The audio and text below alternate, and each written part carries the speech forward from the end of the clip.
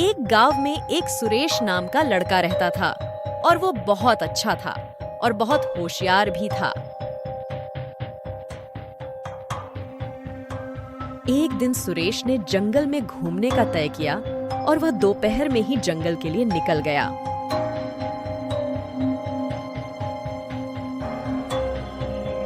सुरेश जंगल के रास्ते से जा रहा था और वो अकेला ही जा रहा था।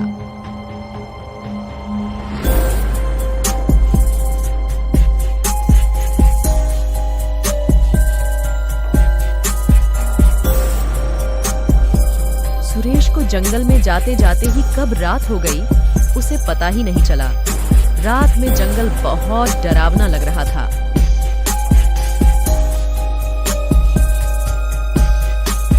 सुरेश को जंगल में चलते चलते दूर से ही एक बहुत डरावना और बड़ा मंदिर दिखाई दिया, जब बहुत सालों से बंद ही पड़ा था।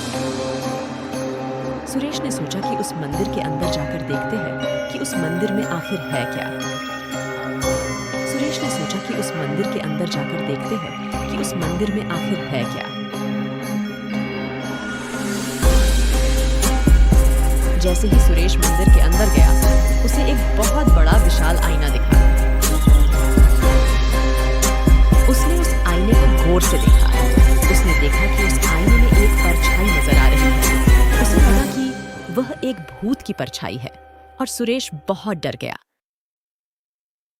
सुरेश जल्दी से जंगल से दौड़ते दौड़ते वापस अपने घर आ गया।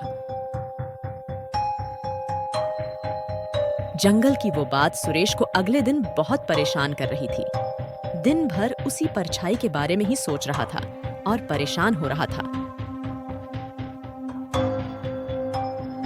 सुरेश वापस वही जंगल के रास्ते से उसी मंदिर में चला गया और वापस उसी आईने के पास खड़ा होकर देख रहा था कि वो परछाई किसकी है।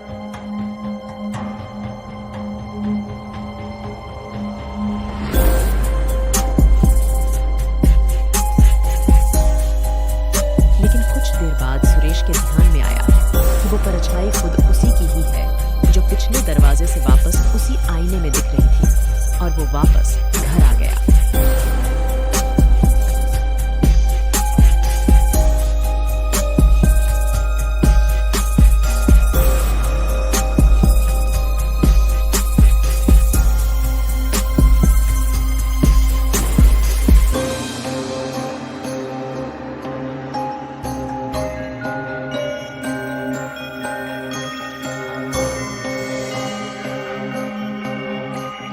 फिर सुरेश के ध्यान में आता है कि भूत जो एक कल्पना है, वो मनुष्य को खुद अपने मन में ही दबा के रखी है। उसका मन ही है उसे भूतिया एहसास करता है, और कुछ दिखता भी है। जो हमारे मन में होगा वही हमें दिखाई देगा।